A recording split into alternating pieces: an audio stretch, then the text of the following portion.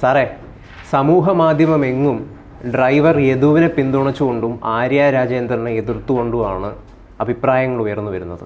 ഒരു പ്രത്യേകതരം ആക്ഷൻ, ലൈംഗിക ചുവയുള്ള ആക്ഷൻ ഡ്രൈവർ യദു പാതിരാത്രി തങ്ങൾക്ക് നേരെ, അതായത് പുറകിലെ സീറ്റിലിരുന്നിരുന്ന ആര്യ രാജേന്ദ്രനും സഹോദര ഭാര്യയ്ക്കും നേരെ കാണിച്ചു എന്നതാണ് പ്രധാന പ്രശ്നം. സൈഡ് തരാത്തതൊന്നും ഒരു വിഷയമേ അല്ല, ഇതാണ് പ്രശ്നം എന്നാണ് ആര്യ പറഞ്ഞുകൊണ്ടിരിക്കുന്നത്. അതൊക്കെ തന്നെയാണ് പ്രശ്നം. ഈ ഒരു ആഫ്റ്റർ തോട്ടായിട്ട് ആര്യ അത് പറയുന്നു. അതിനുള്ള യാതൊരു സാധ്യതയും ഇല്ല. കാരണം പുറകിൽ വരുന്ന ഒരു കാറിൻ്റെ പുറകിലത്തെ സീറ്റിൽ 2 സ്ത്രീകൾ ഇരിക്കുന്നുണ്ടെന്നും അവർ ലൈംഗികമായ ചേഷ്ടകൾ കാണിക്കാൻ, ഇതൊക്കെ എന്താണ് ഈ നാട്ടിൽ നടക്കുന്നതാണ്. KSRTC ഡ്രൈവർമാരെ പറ്റി, കണ്ടക്ടർമാരെ പറ്റി ആർക്കും വലിയ മതിപ്പൊന്നുമില്ല, ഉണ്ടായിരുന്നില്ല. ഇപ്പോൾ കുറേശ്ശെ അത് മാറി വരുന്നേ ഉള്ളൂ. പക്ഷേ അവർക്കും അവരുടേതായ പ്രശ്നമുണ്ട്. ഈ യദു എന്ന് പറയുന്ന ഡ്രൈവർ തലേദിവസം രാത്രി 2:30 മണിക്ക് വണ്ടി എടുത്ത ആളാണ്. അതെ. പിന്നെ ഫുൾ ഡേ ഓടിയിട്ട് രാത്രി വന്ന് തിരുവനന്തപുരത്ത് ഡിപ്പോയിൽ കയറണം. ഇതാണ് അയാളുടെ ഡ്യൂട്ടി. ഞാൻ കുറേ കാലം മുമ്പ് ഈ സുൽത്താൻ ബത്തേരി എന്ന് വരുന്ന ഒരു എക്സ്പ്രസ്, അതിൽ കോഴിക്കോട്ട് നിന്ന് കയറി. രാത്രിയാണ് കയറി. ബസ് രാമനാട്ടുകര ഫസ്റ്റ് സ്റ്റോപ്പ് അവിടെയാണ്, മറ്റേ പച്ച എക്സ്പ്രസ്. അപ്പോൾ അത് രാമനാട്ടുകരയിൽ നിർത്തിയപ്പോൾ എൻ്റെ തൊട്ട് മുമ്പിലത്തെ സീറ്റിൽ, ഞാൻ കണ്ടക്ടറുടെ തൊട്ടടുത്ത സീറ്റിലിരിക്കുന്നു, ഒരു വയസ്സൻ തലയിലൊരു തോർത്തൊക്കെ ഇട്ട് ഇങ്ങനെ കെട്ടിയ ഒരു വയസ്സൻ എണീറ്റിട്ട് കൊട്ടിയമായോ ചോദിച്ചു. കൊട്ടിയമായോ? കൊട്ടിയം എന്ന് പറഞ്ഞാൽ കൊല്ലത്തിനും തെക്കുള്ള സ്ഥലമാണ്. കണ്ടക്ടർ അങ്ങ് ചൂടായി. കൊട്ടിയമാകുമോ ഞാൻ പറയാമെന്ന് പറഞ്ഞതല്ലേ, നിങ്ങളെന്തിനാ കൂടെ ചോദിക്കുന്നതൊക്കെ പറഞ്ഞിട്ട് ഭയങ്കര ദേഷ്യം. വയസ്സൻ മിണ്ടാതെയായി. അപ്പോൾ ഒന്ന് തണുത്ത് കഴിഞ്ഞപ്പോൾ ഞാൻ കണ്ടക്ടറോട് ഇങ്ങനെ ചോദിച്ചു, എന്തിനാ ഇത്ര വലിയ ദേഷ്യം ആ മനുഷ്യനോട്? അങ്ങർക്ക് സ്ഥലം അറിയില്ല, ആയോ എന്ന് ചോദിച്ചു. കണ്ടക്ടർ പറഞ്ഞു, നിങ്ങളെന്താ വിചാരിച്ച്, ഈ മനുഷ്യൻ സുൽത്താൻ ബത്തേരി നിന്ന് കയറിയതാണ്. ഓരോ സ്റ്റോപ്പിൽ ബസ് നിർത്തുമ്പോഴും ഇയാൾ കൊട്ടിയമായോ കൊട്ടിയം നാളെ രാവിലെ 7:30 എത്തുള്ളൂ. ഞാൻ പറഞ്ഞു, അമ്മാവൻ ചാരിയിരുന്ന് ഉറങ്ങിക്കോ, ഞാൻ കൊട്ടിയത്ത് ഇറക്കി വിടാം എന്ന് പറഞ്ഞ് ഉറപ്പ് കൊടുത്തിട്ട് പിന്നെയും ഓരോ സ്റ്റോപ്പ് വരുമ്പോൾ ഈ അമ്മാവനെണീറ്റ് ഇത് ചോദിക്കും. ഭ്രാന്തായി ഈ മനുഷ്യന്. ഇതാണ് സംഭവിക്കുന്നത്. കണ്ടക്ടറുടെ ഡ്രൈവറുടെയൊക്കെ മുമ്പിൽ എത്രയോ ടൈപ്പ് ആൾക്കാർ കയറി ഇറങ്ങി പോകുന്നു അവരുടെ ആ ഒരു ട്രിപ്പിൽ. നമ്മളെ സമയത്തോളം നമ്മളാണ് VIP. നമ്മൾ കയറുന്നു, നമ്മൾ ഇറങ്ങുന്നു, ആ ഒരു ചെറിയ സ്പാനിലാണ് നമ്മളുടെ ദൃഷ്ടി. അവരങ്ങനെയല്ല. ഈ സുൽത്താൻ ബത്തേരിയിൽ നിന്ന് ഈ വണ്ടി തിരുവനന്തപുരത്ത് നെയ്യാറ്റിൻകര വരെ പോകണം. നെയ്യാറ്റിൻകരയിൽ നിന്ന് തിരിച്ച് എറണാകുളത്ത് വന്ന് തിരിച്ച് തിരുവനന്തപുരം ഡിപ്പോയിൽ പോകണം. ഇതാണ് അവരുടെ ഒരു ഡ്യൂട്ടി. ഇതിനിടയ്ക്ക് എത്ര ടൈപ്പ് ആൾക്കാരെ കയറി പോകുന്നു. മുൻശുണ്ടിയുള്ളവർ, ശാന്തരായിട്ടുള്ളവർ, ഭ്രാന്ത് കയറിയവർ, കരയുന്നവർ, ചിരിക്കുന്നവർ, പിള്ളേരുള്ളവർ, ഇല്ലാത്തവർ, ഗർഭിണികൾ, പല ടൈപ്പ് ആൾക്കാർ കയറി. ഇവരൊക്കെ പല സ്വഭാവക്കാരാണ്. ചില്ലറയുണ്ട്, ചില്ലറ ഇല്ല, ഉണ്ടെങ്കിലും തരില്ല, ഇങ്ങനെയൊക്കെയുള്ളൂ. ഇവരെയൊക്കെ ഡീൽ ചെയ്ത് വിഷമിച്ചാണ് ഈ പറഞ്ഞ ടീം വരുന്നത്. അവർക്ക് ഈ പുറകെ വരുന്ന ഒരു കാറിൽ ആര്യ രാജേന്ദ്രനുണ്ടെന്ന് ഇതൊന്നും അയാളുടെ പ്രിയോറിറ്റിയിലില്ല ഡ്രൈവറുടെ. അവരെടുക്കുന്നത് അവരുടെ ഈ വലിയ വണ്ടിയാണല്ല, അതിന് സ്വിങ്ങിങ് പവർ വളരെ കൂടുതലാണ്. വളരെ പെട്ടെന്ന് അവർക്ക് ലെഫ്റ്റ് റൈറ്റൊക്കെ എടുക്കാൻ പറ്റും. നല്ല മനോവറിങ് കപ്പാസിറ്റി ഉള്ള വണ്ടികളാണത്. അപ്പോൾ അവർക്ക് ഈ ഇടതുവശത്തൂടെ ഇവർ കയറി വരാനൊക്കെ ശ്രമിച്ചു കഴിഞ്ഞാൽ അവർക്ക് അത് അനുവദിക്കാൻ പറ്റില്ല. ഇടതുവശത്തൂടെ കയറി പോകാൻ KSRTC ഡ്രൈവർമാർ സമ്മതിക്കാറില്ല. അല്ലെങ്കിൽ അത്ര വലിയ റോഡൊക്കെ ആയിരിക്കണം. ഇത് സംഭവം പട്ടത്താണ്. പട്ടത്ത് റോഡിന് എന്ത് വീതി ഉണ്ടെന്നൊക്കെ നമുക്കറിയാം. ഇവരുടെ കാര്യം എടുത്ത് നോക്കുക. ഈ സ്ത്രീ, ഇവരുടെ ഭർത്താവ് സച്ചിൻ ദേവ്, അങ്ങേര് MLA അല്ലേ, ഇവർ മേയറല്ലേ. ഇവരിങ്ങനെ ഓവർടേക്ക് ചെയ്യാൻ സമ്മതിച്ചില്ല, സൈഡ് കൊടുത്തില്ല, ലൈംഗിക ആംഗ്യം കാണിച്ചു, ഇങ്ങനെയൊക്കെ പരാതി പറയുന്നു. ഇവരുടെ അന്തസ്സിന് ചേർന്നതാണ്. ഒരു വണ്ടി പരസ്യമായിട്ട് തടഞ്ഞു നിർത്തുക, അതിലുള്ള ആൾക്കാരെ ഇറക്കി വിടുക, അതിൻ്റെ വീഡിയോ എടുത്ത് ആളിൻ്റെ അടുത്ത് നിന്ന് മൊബൈൽ വാങ്ങിച്ച് അത് ഡിലീറ്റ് ചെയ്യുക, ഇതൊക്കെ ഒരു MLA ചെയ്യാവുന്നതാണ്. ആരെ ഈ MLA ആളുകളെ ഇറക്കി വിടാൻ? അല്ല, ആര്യ രാജേന്ദ്രൻ ഒരു കളവും കൂടി പറയുന്നുണ്ട് കഴിഞ്ഞൊരു ടെലിവിഷനിൽ കൊടുത്ത ഒരു ഫോൺ സംഭാഷണത്തിൽ. അതായത് ഇവർ വണ്ടി കുറുകെ കൊണ്ടുവന്ന് ഇടുക, അത് വീഡിയോയിൽ കൃത്യമായിട്ട് ദൃശ്യം കാണുന്നുണ്ട്. എന്നാൽ ഇവർ പറയുന്നത് അങ്ങനെയല്ല, ഞാൻ അങ്ങനെ ചെയ്തിട്ടില്ല, ഈ വണ്ടി സിഗ്നൽ ആയപ്പോൾ സൈഡിൽ നിർത്തിയിടുകയാണ് ചെയ്തതെന്നാണ്. അല്ലല്ല, അവർ വണ്ടി ഫ്രണ്ടിൽ കയറ്റിയിട്ട് വട്ടം വെച്ചിട്ടാണ് അവർ നടുവിന് കൈയും കൊടുത്ത് ആർഗ്യൂ ചെയ്യുന്നത്. ആര്യ രാജേന്ദ്രൻ്റെ ഒരു ധാരണ അവരെന്തോ വലിയൊരു പോസ്റ്റിലാണെന്നാണ്. ഇതിനു മുമ്പ് അവർ കാണിച്ച ഇതേ സ്വഭാവം അവർ കാണിച്ചു. ഇന്ത്യൻ പ്രസിഡൻറ്റിൻ്റെ കോൺവോയിലേക്ക് വണ്ടി ഇടിച്ച് കയറ്റി, ഓർമ്മയുണ്ട്? അന്ന് ഇന്ത്യൻ പ്രസിഡൻറ്റിൻ്റെ സെക്യൂരിറ്റി തുരുതുര വെടിവെച്ചിരുന്നെങ്കിൽ അവരുടെ പേരിൽ ഒരു കേസ് പോലുമില്ല. ഒരു security threat, whosoever it may be, മേയറാണോ കീറാണോ എന്ന് അവർക്ക് നോക്കേണ്ട കാര്യമില്ല. മേയറിൻ്റെ കാറിൽ മേയറാണോ അതോ തീവ്രവാദിയാണോ എന്ന് ഇവർക്ക് എങ്ങനെ അറിയാം? അവർക്ക് വെടിവെക്കാനുള്ള അവകാശമുണ്ട്, പക്ഷേ അവരത് ചെയ്തില്ല. അവർ സംയമനം പാലിച്ചുകൊണ്ട് ഇവർ കോൺവോയ്ക്കുള്ളിൽ കയറി. എന്തായിരുന്നു ഇവർക്ക് ആവശ്യം ആ കോൺവോയിൽ കയറാൻ? ഇവർ പുറകിലാണെന്ന് വയ്ക്കുക, ഒരു 3-4 കാറ് പുറകിലാണ്. So bloody what? ഈ കുട്ടിത്തം ഇതുവരെ മാറിയിട്ടില്ല ആ കൊച്ചിൻ്റെ. 25 വയസ്സാണിപ്പോൾ. ആയിക്കോട്ടെ, ബട്ട് 25 വയസ്സ് ആ പൊസിഷന് പറ്റിയൊരു പക്വത കാണിക്കണം. അതിന് പകരം ഈ DYFI സിന്ദാബാദ് വിളിക്കുന്ന ഒരു കോളേജ് പിള്ളയായിട്ടാണ് ഇപ്പോഴും ആര്യ രാജേന്ദ്രൻ്റെ പെരുമാറ്റം. ഇത് കഴിഞ്ഞിട്ട് കോർപ്പറേഷനിൽ കുറേ ഒഴിവുകൾ വന്നു. അപ്പോൾ ഇവരുടെ പാർട്ടിയുടെ ഒരു അലിഖിതമായ നിയമമാണ്, ഒഴിവ് വന്നു കഴിഞ്ഞാൽ സൂത്രത്തിന് പാർട്ടിയെ അറിയിക്കണം. അതൊരു അഴിമതിയാണ് എന്നുള്ള ധാരണ പോലും ആര്യ രാജേന്ദ്രനില്ല. അവർ കത്തയച്ചു അനാവൃതകത്തിന്, ഇത്ര ഒഴിവുണ്ട്, നമ്മൾ ആരെയൊക്കെ നിയമിക്കണമെന്ന് ലിസ്റ്റ് ആണെന്ന് പറഞ്ഞിട്ട് കത്തയച്ചു, പിടിക്കപ്പെട്ടു. ഇതൊക്കെ ഈ പെങ്കൊച്ച് ചെയ്യുന്നതാണ്. എന്നാൽ അതിൻ്റെ ഭർത്താവെന്ന് പറയുന്ന ഈ കോന്തൻ സച്ചിൻ ദേവ്, അവനെ MLA ആണല്ലോ, അവനെങ്കിലും തലയ്ക്ക് വിളി, അവൻ അതിലും വലിയ ഗുണ്ട, ആളുകളെ റോഡിലേക്ക് ഇറക്കി വിട്ടു. നിനക്ക് ഞാൻ പണി തരാം എന്നൊക്കെയാണ് ഡ്രൈവറോട് പറഞ്ഞത്. അങ്ങനെയല്ലേ സംഭവിക്കുകയുള്ളൂ.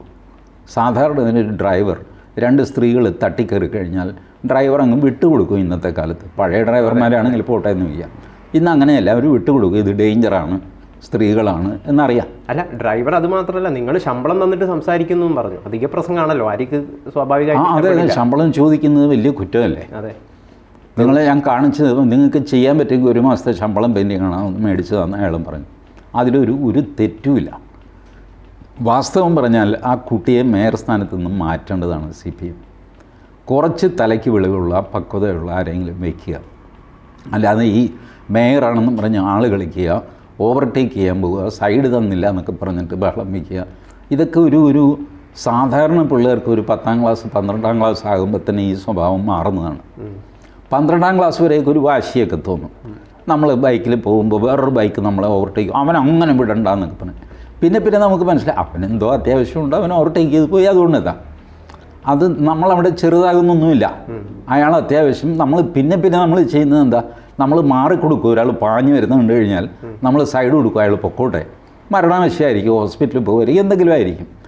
ഇങ്ങനെ ഈ ഒരു നിലയിൽ എത്തേണ്ട ഒരു 10-18 വയസ്സൊക്കെ ആയിക്കഴിഞ്ഞാൽ പിന്നെ പ്രൊഫഷണലി സർക്കസ് കാണിക്കുന്ന ആൾക്കാരുണ്ട്, അത് വേറെ. ആ ഒരു ഇനം വേറെ ഉണ്ട്, സൈലൻസർ എടുത്തിട്ട് വണ്ടി ഓടിക്കുക, അങ്ങനെ കളിക്കുന്ന ആൾക്കാർ. പക്ഷേ ഇതൊന്നും തന്നെ ഈ മേയർ എന്ന് പറയുന്ന സ്ഥാനത്തിന് യോജിക്കുന്ന പ്രവൃത്തികളല്ല. ഇതൊന്നും ഒരിക്കലും ചെയ്തുകൂടാ.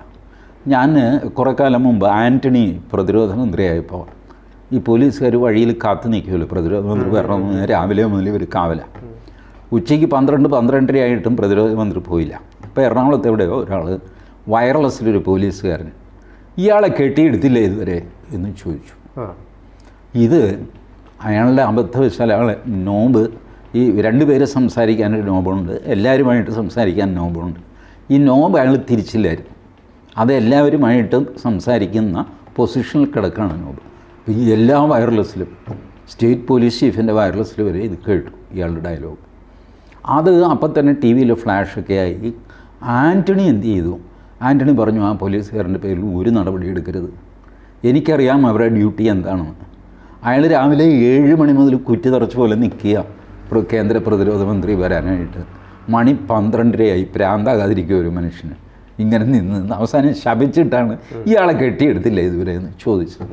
ആൻ്റണിക്ക് അത് മനസ്സിലായി. ആൻ്റണി പറഞ്ഞു, ഒരു നടപടിയും അയാളുടെ പേരിൽ എടുക്കരുതെന്ന് പറഞ്ഞു. ഇതാണ് ആൻ്റണി. ഈ നാട്ടിലാണ് ഈ പെങ്കൊച്ചിങ്ങനെ കച്ചറ ഉണ്ടാക്കുന്നത്. TG സാർ, ഇതിൽ ഗുരുതരമായിട്ടുള്ളൊരു പ്രശ്നം എന്ന് വെച്ച് കഴിഞ്ഞാൽ ഈ ഉടനടി ഇത്തരം ചെറിയ വിഷയങ്ങളെയൊക്കെ സ്ത്രീകൾക്ക് നേരെയുള്ള ആക്രമണം, സ്ത്രീത്വം അപമാനിച്ചു എന്നൊക്കെ രീതിയിലുള്ള നെറേറ്റീവൊക്കെ കൊണ്ടുവന്ന് അതിനെ കൂടുതൽ വഷളാക്കുകയായിരുന്നത്. ഏത് സ്ത്രീ വിചാരിച്ചു കഴിഞ്ഞാലും ഒരു പാവപ്പെട്ട ഒരു പുരുഷന് നേരെ ലൈംഗിക അതിക്രമണം നടന്നു എന്നൊക്കെ ആരോപിക്കുന്നൊരു സ്ഥിതിയാണ് ഉണ്ടാകുന്നത്. ആ പാവൻ ഡ്രൈവർ ഇന്നലെ വളരെ ആര്യ രാജേന്ദ്രനെ ഇയാൾ എനിക്ക് മനസ്സിലായില്ല മാഡം ആരായിരുന്നു എന്നിട്ട് തിരിച്ചു വിളിച്ച് മാപ്പപേക്ഷയൊക്കെ ഇയാൾ ചോദിച്ചു. പറ്റില്ല, അവർ പറഞ്ഞല്ലോ അപ്പം എന്നോട് മാപ്പ് പറഞ്ഞിട്ടൊന്നും കാര്യമില്ല, ഞാൻ നിയമ നടപടിയായിട്ട് മുന്നോട്ട് പോകും. ഇവർ നാളെ കോടതിയിൽ പറയും ഇയാൾ ബാൻഡ് അടിച്ച് കാണിച്ചു എന്ന് പറയും. എന്ത് ചെയ്യും? ഞാൻ ജീവിതത്തിൽ ആദ്യം വായിച്ച നിയമപുസ്തകം, അങ്ങനെയാണ് നിയമത്തിലേക്ക് ഞാൻ അട്രാക്റ്റ് ആകുന്നത്, ജസ്റ്റിസ് സദാശിവൻ്റെ കുറ്റവും ശിക്ഷയും എന്ന് പറഞ്ഞ് 1974 ഞാൻ ആ പുസ്തകം വായിക്കുന്നത്. അതിൽ അദ്ദേഹം എഴുതിയിരുന്നു, അന്നത്തെ നിയമം അനുസരിച്ച് ഒരു സ്ത്രീ തുനിഞ്ഞിറങ്ങിക്കഴിഞ്ഞാൽ ഒരു പുരുഷനെ അഴിക്കുള്ളിലാക്കാൻ പറ്റും. തുനിഞ്ഞിറങ്ങിയാൽ നാണവും മാനവും ഒക്കെ മാറ്റി വെച്ചിട്ട് കോടതിയിൽ കയറി ഈ വേണ്ട അതിനൊക്കെ പറഞ്ഞു കഴിഞ്ഞാൽ നമ്മളുടെ നിയമം സ്ത്രീകൾക്ക് അനുകൂലമാണ്. അന്നും 1974. ഇന്നിപ്പോൾ അത് കൂടുതൽ ടൈറ്റായി അവരെ തൊട്ടാൽ, അവരെ നോക്കിയാൽ, ദുരുദ്ദേശത്തോടെ നോക്കി എന്ന് പറയും. ഈ ഒരു നോട്ടത്തിലെ ദുരുദ്ദേശമൊക്കെ എങ്ങനെയാണ് പിന്നീട് കോടതിയിൽ തെളിയിക്കുക അറിയില്ല. ബട്ട് അപ്പോഴത്തേക്ക് ഗൗതം ആകെ കൂടെ ചീത്തയായി കഴിഞ്ഞു സമൂഹത്തിൽ. ഇതാണ് അവരുടെ തന്ത്രം. ഇത് ചീത്തയാകുമല്ലോ എന്ന് ഭയന്നിട്ട് ഗൗതം സാഷ്ടാംഗം നമസ്കരിച്ച് മാപ്പ് പറഞ്ഞൊക്കെ ചെയ്യും. പക്ഷേ അവർ കനിയില്ല. അവരങ്ങനെയാണ്. ഇത് കൂടാതെ അവരുടെ സെൽഫ് ഇമ്പോർട്ടൻസ് കാണിക്കാൻ, ഇപ്പോൾ ആര്യ രാജേന്ദ്രന് ഒരു പ്രശസ്തി പോരാ എന്ന് തോന്നിക്കഴിഞ്ഞാലും ഇങ്ങനെയൊക്കെ ചെയ്യാം. ഇത് ചെയ്യാൻ മടിയില്ലാത്ത കൂട്ടരാണ് ഇവരൊക്കെ. എസ് കെ പൊറ്റക്കാടിൻ്റെ ഒരു ദേശത്തിൻ്റെ കഥയിൽ ഒരു സ്ത്രീയുണ്ട്, പല്ലൊക്കെ പൊങ്ങി ഒരു വികൃത രൂപം, ഇവിടെ ഒന്നുമില്ല, നെഞ്ചൊക്കെ പരന്നിരിക്കുക. ഇവർ ഈ ഉത്സവ സമയത്ത് പെട്ടെന്നൊരു ബഹളം വയ്ക്കും. ചെറ്റേ നിനക്കൊക്കെ അമ്മയും പെങ്ങളും ഇല്ലടാ എന്നൊക്കെ ചോദിച്ച് ബഹളം വയ്ക്കും. അപ്പോൾ ആൾ കൂടി എന്താന്നൊക്കെ ചോദിച്ചു. ഒരുത്തൻ എന്നെ കയറി പിടിച്ചു. വാസ്തവത്തിൽ ആരും അവരെ കയറി പിടിച്ചിട്ടില്ല. അവരെ പിടിക്കാൻ സാമാന്യ ബുദ്ധിയുള്ള ആരും തുനിയേയുമില്ല, അത്രയ്ക്ക് വികൃത രൂപമാണ്. പക്ഷേ താൻ സുന്ദരിയാണെന്ന് വരുത്താൻ വേറെ മാർഗമില്ലാത്തതുകൊണ്ട് ആൾക്കൂട്ടത്തിൽ അമ്പലപ്പറമ്പിൽ ഒരുത്തൻ തന്നെ കയറി പിടിച്ചു എന്ന് ഈ സ്ത്രീ ബഹളം വയ്ക്കുകയാണ്. അപ്പോൾ ഈ പിടിച്ചവൻ ആരാണെന്ന് അറിഞ്ഞില്ലെങ്കിൽ ഓക്കെ, ഇവനാണ് പിടിച്ചതെന്ന് പറഞ്ഞു കഴിഞ്ഞുണ്ടല്ലോ, അവനെ നാട്ടുകാരെല്ലാം കൂടെ കൈകാര്യം ചെയ്യും. അപ്പോൾ ഇവർ എസ്റ്റാബ്ലിഷ്ഡ് സുന്ദരിയായി. മറ്റവന് തല്ലും കിട്ടി, അവന് അന്തം വിട്ടു പോകും. ഇതെന്തിനാ എന്നെ തല്ലുന്നത്? അയ്യോ ഈ പ്രേതത്തെയോ, ഞാനെന്തിനാ അവരെ നോക്കുന്നതല്ലേ അവരെ പിടിക്കുന്നത്? ഈ ചോദ്യത്തിനൊന്നും പ്രസക്തിയില്ല. ആൾ കൂടുമ്പോൾ പുരുഷനാണ് എപ്പോഴും വില്ലൻ. ഈ വക തേർഡ് റേറ്റ് ചിന്താഗതി അത് ഈ ഇടതുപക്ഷത്തിന് മൊത്തമുള്ളത് ഈ ആര്യ രാജേന്ദ്രൻ മാത്രമൊന്നുമല്ല. ഈ കക്ഷികളെല്ലാം ഇങ്ങനെയാണ്. ഇടതുപക്ഷത്തെ സ്ത്രീകൾ നോക്കിയോ, ആരെങ്കിലും ഒന്ന് നോക്കാനോ തോണ്ടാനോ കാത്തിരിക്കുകയാണ്. അയ്യോ അയ്യോ അയ്യോ എന്ന് പറഞ്ഞിട്ട് ബഹളം വയ്ക്കുക. മഹാകഷ്ടമാണ്, സംസ്കാരരാഹിത്യമാണ്, ധിക്കാരമാണ്, തല്ലുകൊള്ളിത്തരമാണ് ഈ സ്ത്രീ കാണിക്കുന്നത്. മഹാവൃത്തികേടാണ്. ഇന്നലത്തെ വീഡിയോയിൽ എന്താണ് ഇദ്ദേഹം പറയുന്നുണ്ട്, ആര്യ രാജേന്ദ്രൻ നീ എനിക്കെതിരെ എന്തോ കാണിച്ചു കൈകൊണ്ട് എന്ന് പറയും. അപ്പോൾ ഇയാൾ പറയുന്നുണ്ട്, നമ്മൾ ശ്രദ്ധിച്ച് നോക്കിയാൽ മനസ്സിലാവും, ഞാൻ കൈകൊണ്ട് എന്തോ ഇങ്ങനെ കാണിച്ചു. അതായത് നമ്മളൊക്കെ സാധാരണ വേണ്ടാത്ത രീതിയിൽ വണ്ടി ഓടിക്കുമ്പോൾ പുറകെ കൈ ഇട്ടിട്ട് എന്താണ് കാണിക്കുന്നതെന്ന് ചോദിക്കാറുണ്ട്. ആ രീതിയിൽ ഇദ്ദേഹം എന്തെങ്കിലും കാണിച്ചിട്ടുണ്ടാവും. അതിനെയാണ് ലൈംഗികപരമായിട്ടുള്ള ആംഗ്യം കാണിച്ചു, പ്രത്യേക മുഖ്യമന്ത്രി ചെയ്യുന്നത് പോലുള്ള പ്രത്യേക ആക്ഷൻ കാണിച്ചു എന്നൊക്കെ പറയുന്നത്. അത് ഈ NN പിള്ള പറഞ്ഞിട്ടുണ്ട്, മലയാളികളിലെ ഏത് വാക്കും ഏത് ആംഗ്യവും ലൈംഗികമായിട്ട് വ്യാഖ്യാനിക്കാം. കുന്ന്, കുഴി, വടി, വട, കൊട, ഇതെല്ലാം ഏത് വാക്കെടുത്തു കഴിഞ്ഞാൽ, അതുപോലെ ഒരു വിരൽ കാണിച്ചാലും മുഷ്ടി ചുരുട്ടി ഏത് ആക്ഷൻ കാണിച്ചാലും അതിനെ ലൈംഗികമായിട്ട് ബന്ധപ്പെടുത്താം. ഇതാണ് മലയാളിയുടെ ഒരു പ്രത്യേകത, മലയാള ഭാഷയുടെ പ്രത്യേകത. NN പിള്ള എഴുതിയിട്ടുണ്ട് അദ്ദേഹത്തിൻ്റെ നാടകദർപ്പണം എന്ന്. അപ്പോൾ അദ്ദേഹം ഒരുപാട് ദ്വയാർത്ഥ പ്രയോഗം ഉപയോഗിക്കുന്നു നാടകങ്ങളിൽ എന്നുള്ള ആരോപണം വന്നപ്പോൾ അതിന് മറുപടിയായിട്ടാണ് NN പിള്ള ഇത് പറയുന്നത്. ദ്വയാർത്ഥം നിങ്ങൾ കണ്ടുപിടിക്കുന്നതാണ്, ഞാൻ എന്ത് ചെയ്യാനും, നമ്മുടെ ഭാഷ ഇങ്ങനെയായിപ്പോയി. മലയാള ഭാഷയിലെ ഏത് വാക്കിനും അശ്ലീലമായ ഒരു അർത്ഥം നിങ്ങൾക്ക് കൽപ്പിക്കാം. അതാണ് മലയാള ഭാഷ. അപ്പോൾ ഇത് ഈ പറഞ്ഞ പോലെ ഡ്രൈവർ എങ്ങനെ കൈ കാണിച്ചാലും, ഇനിയിപ്പോൾ കയറി പൊക്കോ എന്ന് പറഞ്ഞ് ഇങ്ങനെ കൈ കാണിച്ചു എന്ന് വെച്ചോ, സൈഡ് കൊടുത്തിട്ട് അതിനും വ്യാഖ്യാനം കൊടുക്കാം. പുറകോട്ട് നിൽക്കുകയെന്ന് പറഞ്ഞ് ഇങ്ങനെ കൈ കാണിക്കുമല്ലോ, അതിനും വേറെ വ്യാഖ്യാനം കൊടുക്കാം. എന്താ കാണിക്കുന്നതെന്ന് ചോദിച്ചാൽ അതിന് വ്യാഖ്യാനം കൊടുക്കാം. ഇതെല്ലാം അശ്ലീലമായിട്ട് വ്യാഖ്യാനിക്കാം. തലയിൽ നിറയെ അശ്ലീലമായിട്ട് നടക്കുന്നവർക്ക് ഏത് ആക്ഷനും ആ രീതിയിൽ വ്യാഖ്യാനിക്കാൻ പറ്റും. പിന്നെ അവർ ഭരണത്തിലിരിക്കുകയാണ്, പോലീസിൽ കേസ് കൊടുക്കാം, ആ പാവത്തെ അറസ്റ്റ് ചെയ്യാം, എന്ത് വേണമെങ്കിലും ചെയ്യാം. അയാൾ എന്ത് ചെയ്യും? അയാൾക്ക് സാക്ഷി പറയാൻ യാത്രക്കാരുണ്ടോ? യാത്രക്കാരെ എല്ലാം ഇറക്കി വിട്ട് കഴിഞ്ഞു.